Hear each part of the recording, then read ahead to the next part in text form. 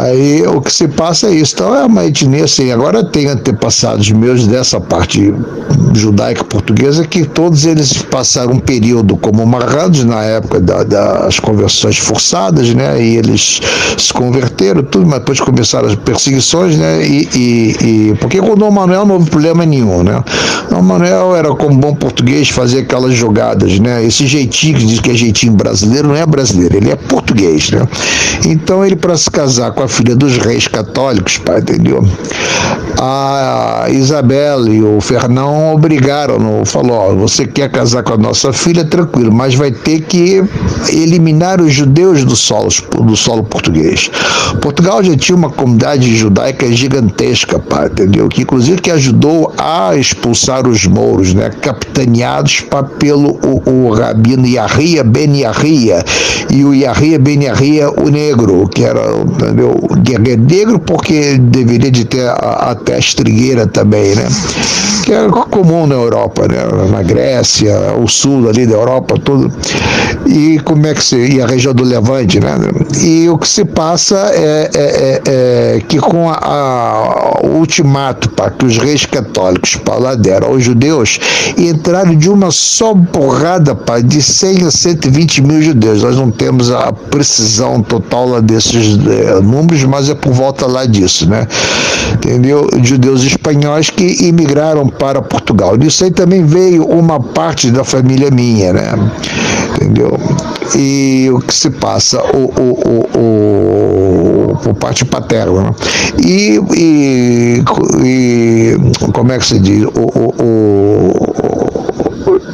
Em 1496, foi em 92. Em 1496, aí o Dom Manuel fala, ó, se convertam todos, para que o negócio pode se converter, mas nós não vamos, entendeu, perseguir, vocês podem ficar tranquilos e façam vossos judaísmos em casa, sem aparecerem, né?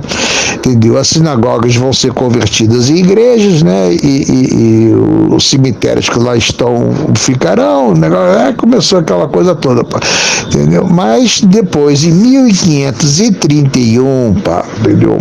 O do filho dele, né, o Dom João III, que virou um fanático católico, essa coisa toda, e começou a encher os culhões, os tomates nossos, né? Então houve uma emigração de Portugal à Holanda, à Alemanha, à Inglaterra, de uma forma absurda, né?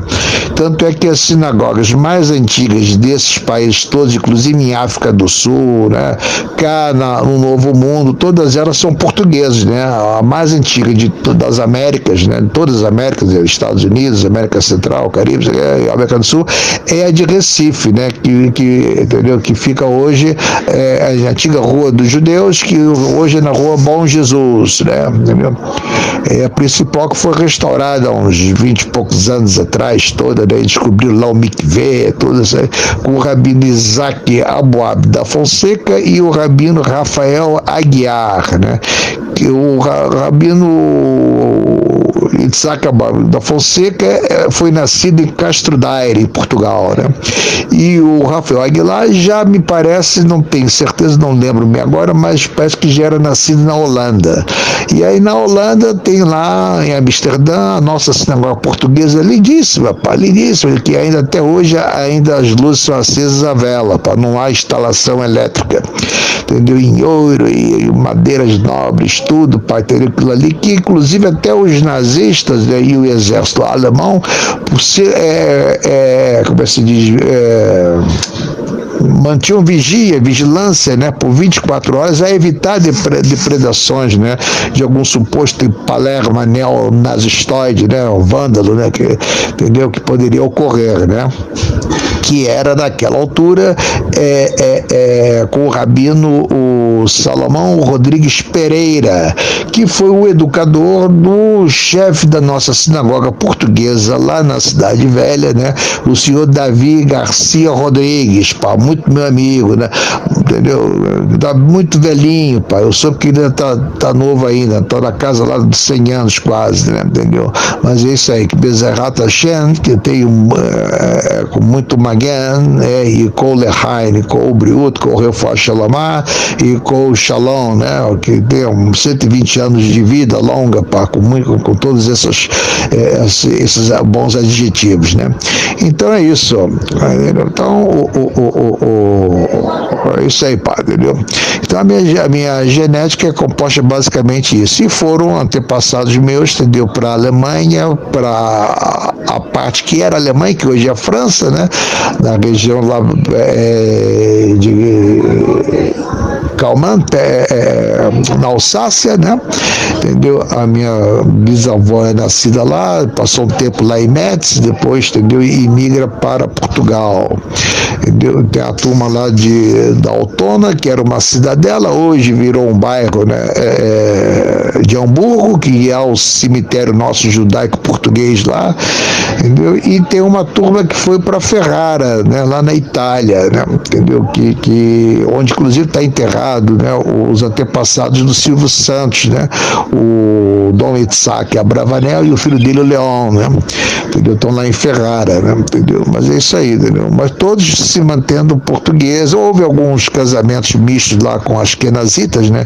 Eu tenho também a família Krieger, tem a família Milch, entendeu? Que nós temos aqui a documentação ainda disso, né? Desse pessoal, pá, entendeu?